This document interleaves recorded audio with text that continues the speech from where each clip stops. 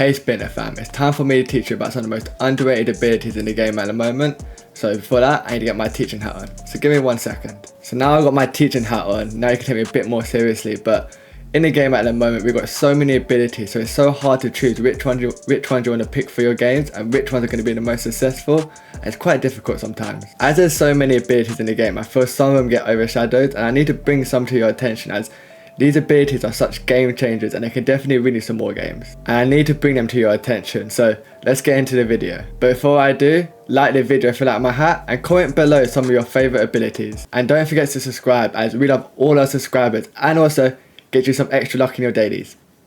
So let's get into the video. Cue the intro.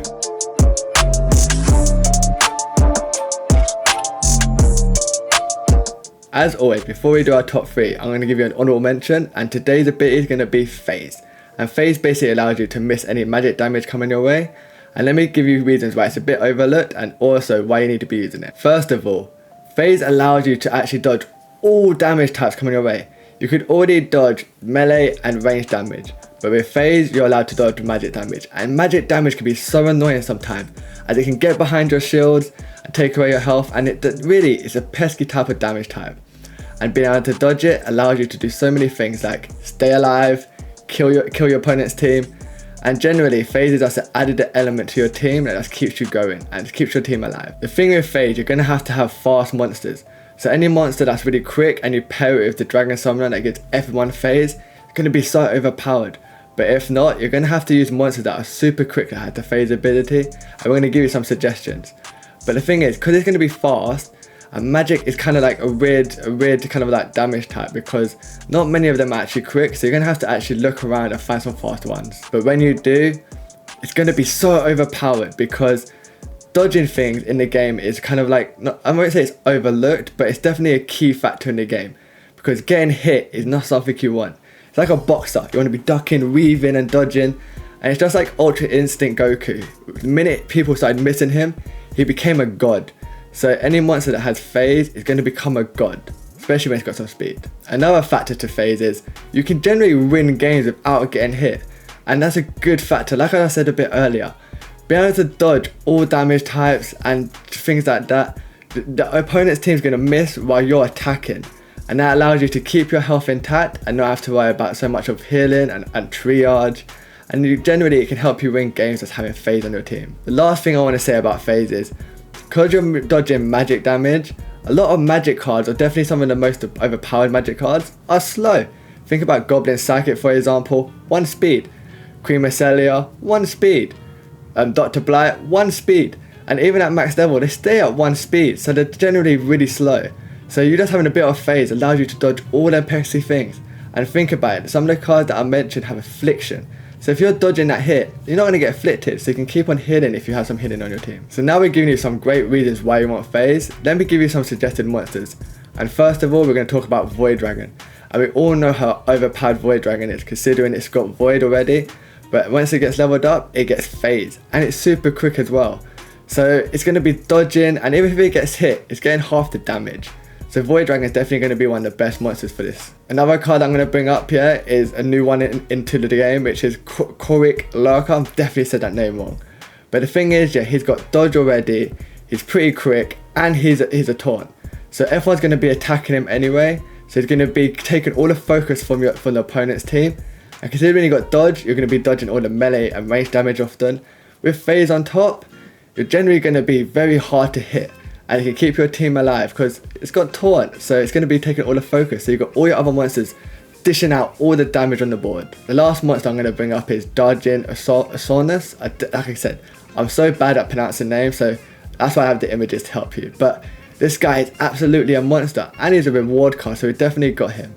But the thing is, he's also got Void, so he's going to be nerfing a lot of damage along the way.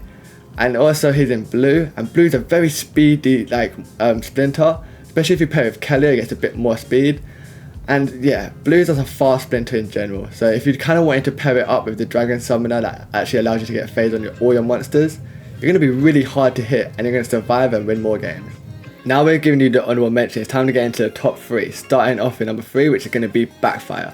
And basically Backfire allows you to do 2 damage to any monster that misses a monster on your team. Well, monster that has this ability. and it's so overpowered, and I'm going to tell you why. Doing any extra damage to a monster in the game is so beneficial. Think about Blast, for example, or Thorns, or Return Fire, or Magic Reflect. But the thing is, with Backfire, it comes down to them missing. So it's not only that you get to survive the hit, they get damage done back to them. And that allows you to just like sit back and do damage to the rest of the team while you do nothing, you just miss. And then when you miss, it's like a backfire. It's kind of like, it's not really an adjective for me to do that, like with the Ultra Instinct. But the thing is, it's so key and so great, and it's definitely kind of overlooked for sure, because people don't really think about backfire ruining a team. People don't think about the Rift Ring, which is definitely going to be one of the suggested cards that we got. But whenever Rift Ring destroys a whole team from you missing, people are like, oh my god, why is that happening? And all you need is a fast card with this ability. And the thing is, with blue, they got a summoner that allows you to put it on all your monsters. And blue's fast in general. So this ability is definitely great, and I definitely feel it's overlooked as well. And the thing with Backfire is, it can actually help you clear through teams. The thing is, with Backfire, it only really works here with like melee or ranged units, because obviously you may not necessarily need phase for it to work on magic cards. But the thing is, it works so well. Because if you think about all the pesky opportunity cards, or the pesky sneak cards, and think about the tank as well. But the thing is with tanks, they're kind of quick most of the time. If you have a slow tank here, you've got big issues on your team, because if your tank misses, yeah, boy, you're in big problems when it gets hit back. But with Backfire, it does 2 damage. And in my mind, yeah, some of the most overpowered abilities in the game, yeah, are definitely Thorns and Blast, and this is going to be another one. But because of the other ones that definitely talked about more, people overlook the Backfire, and people don't plan for it either. So when you're playing it, when you're making your teams, think about having your tank or your sneak target having Backfire, because think about most of the sneak cards. I think there's only 2 sneak cards that are not melee, and think about it, melee can easily miss. They're not necessarily so quick. Obviously you got Pellicle Bandit that's super quick, but all it comes down to is missing. Like, speed is so key in the game. If you're not realized yet, when you're learning the game, you want to hit quick and you want to hit hard. So with Backfire, you can punish the people that try to hit you when they miss. And just like I spoke about earlier, it's speed being king. Well, it's not necessarily speed being king, speed being key. But people overlook speed being king. It's kind of a phrase in Splinterlands that speed is king.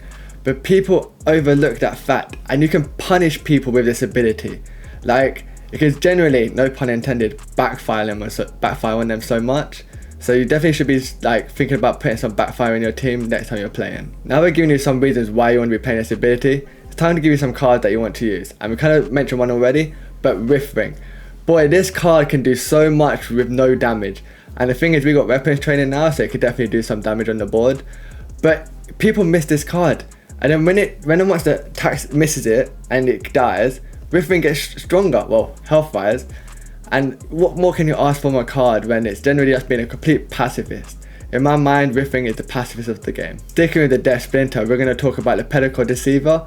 And this card is so great because it's got flying as well. So there's more chances it's going to miss, just like Rift Ring's got flying as well. But this one's going to be at the front, and it's got some damage as well. So you can have Rift Ring at the back, being a sneak target, gaining life as time's going on. Then you can have Pellicle Deceiver at the front. Generally, Death is very like a strong Splinter. It's not just, you know, a Cursed Rindaku in Bronze League. When it gets to Gold, yeah, Death gets so much stronger. And these 2 cards are definitely well, Rift Ring's not overlooked. But Pellicle Deceiver is definitely overlooked when it comes to like being a strong monster in the game.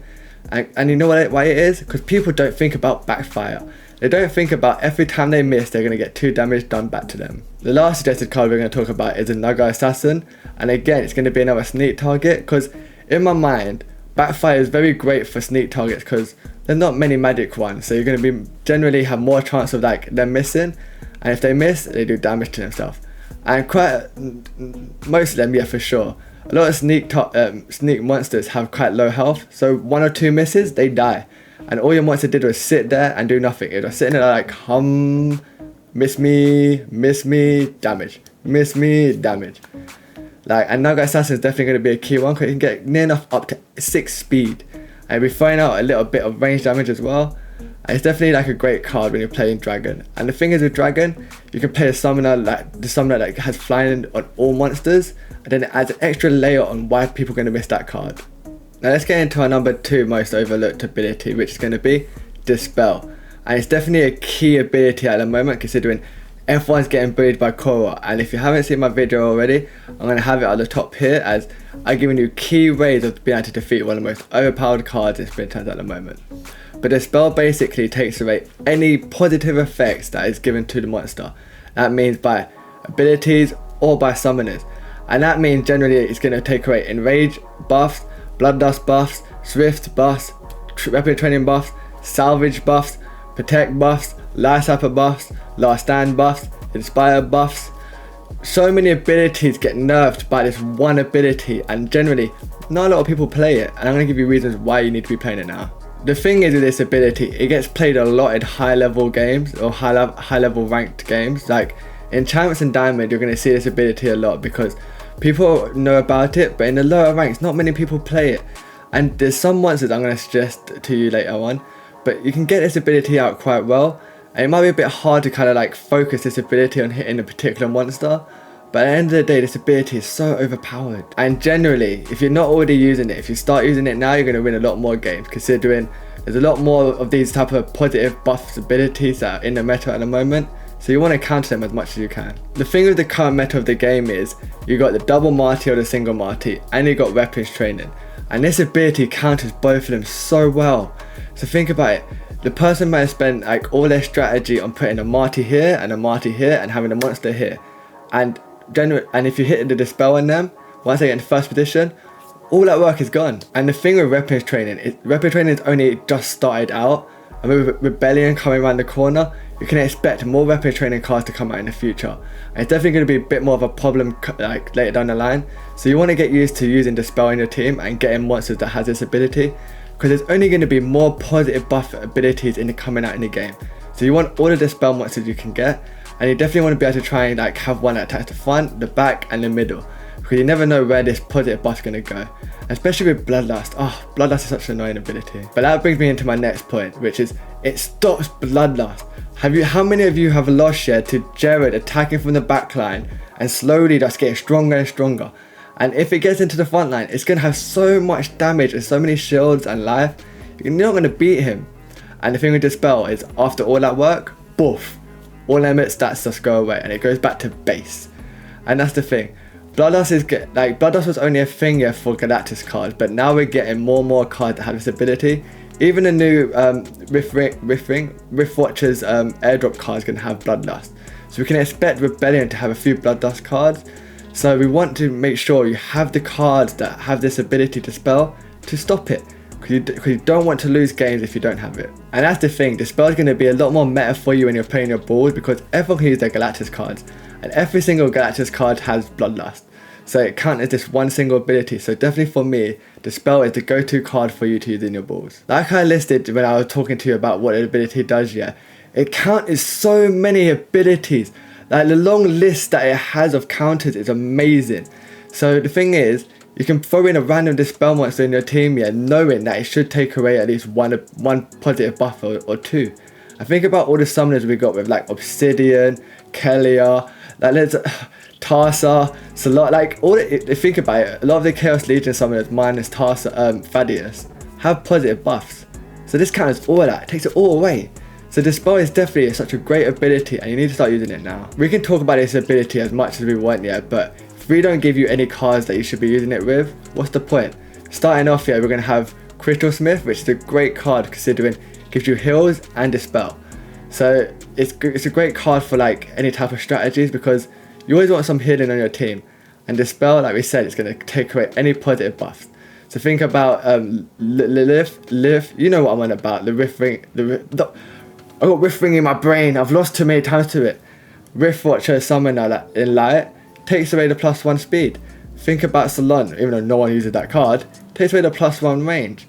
And the thing is, the Crystal Smith is such a great card for so many reasons, but you need to level it up so it has Dispel, because Dispel is so key, like I said. The next card I'm going to bring up here is the go-to Dispel card, because you get it straight away in bronze level, which is going to be Smellsmith. And it's funny, yeah, a lot of the Veneries have this ability. I could have picked the Venerian blue, the one that gives you the shields, but I wanted to change it up from my video about Korra, which I'm going to have up here again if you've not already watched it. But the thing with Smellsmith is it can be used at any rank. You can use it from bronze to diamond, but I'm pretty sure once you get to diamond, you can be using other dispel cards. But for you low level players, this is going to be your go-to monster. The next card I'm going to bring up here is definitely a smart one for it, which is going to be Madcap Magus, which is a new card that we've got, because it has Scatter Shot, which means any monster on the board here that has a positive buff, it could fling the dispel at them. And the thing is, dispel is 100%. It's not like stun or affliction when you're hoping, oh, I hope the stun works. No, dispel always works. It just needs to hit.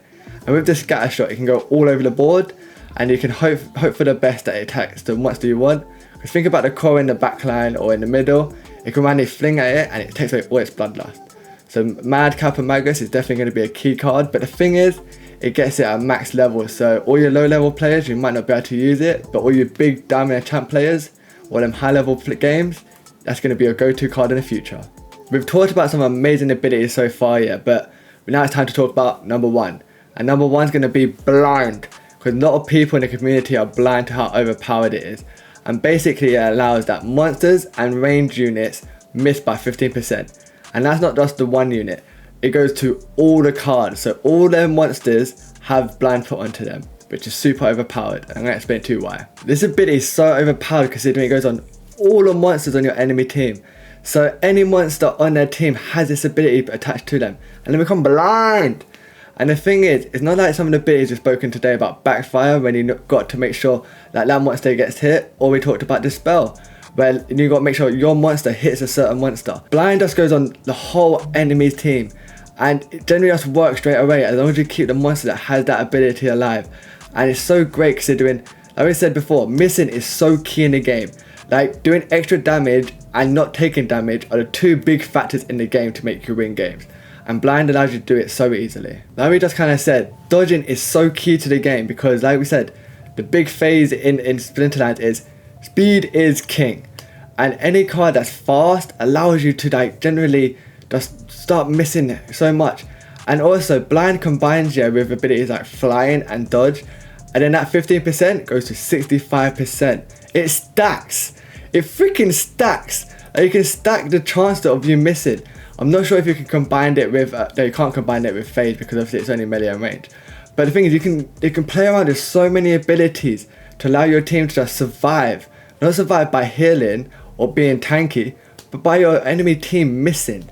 And generally it's so great because the thing is, when they attack, they miss. And then they gotta wait till the next turn to try and hopefully do some damage to your team. And you can just wipe them out by that point. Another thing is if you combine Blind with Backfire, another ability we spoke about today. Because Backfire, you need people to miss. But with Blind, combined with a combination of either flying or dodge, people can miss by 65%. So that's over 50% chance. You see, when you're hoping for the affliction and the stun, they're only 50. But 65% chance that they're gonna miss. Then that Backfire is gonna activate. So if you can combine a Blind unit here with, a unit at the front and a unit at the back that has Backfire, you can generally win easy games with this combination. That's why it's so overlooked, because people don't really think about it. Some people maybe at high levels definitely maybe play Blind, but at the low levels people don't think about it at all. And we're going to give you some suggested cards later in the video on like the best monsters to use it with. But the thing is, people don't think about it at all. I feel like people in the future need to think about how can a couple abilities combine together to make something overpowered. Like you can make it an uber ability. Do you get what I mean? Instead of it being like one ability that wins you the game, it could be a combination of abilities that can win you the game. And the thing is, this one ability is so overpowered in certain wall types. For example, the melee and range only wall type, overpowered. The melee only wall type, overpowered. The range only wall type, overpowered. And these are just some of the wall types that it could be overpowered in. There's definitely some more that I'm overlooking right now. Kind of funny about the video, like, underrated abilities. I'm underrating some of the wall types right now. But the thing is, certain abilities work so well in certain wall types. And I've listed 3 for you. And there's definitely going to be more that it could be done. You never know what type of wall types they're going to bring out in the game in the future. Because they randomly bring some in every now and again. So you definitely, like, imagine if they bring in a wall type here where, like, I don't know, F1 gets Backfire. Suddenly, Blind's going to be one of the most key abilities in the game. It's just like how Amplify becomes super key the minute they brought in the wall tap or Magic Reflect and Return Fire. You definitely want to make sure you got yourself some strong blind units so you're ready for anything Splinterlands brings out in the future. I've talked about how amazing this ability is, but it's time to give you some units you need to go pick up if you're not already to use this ability on.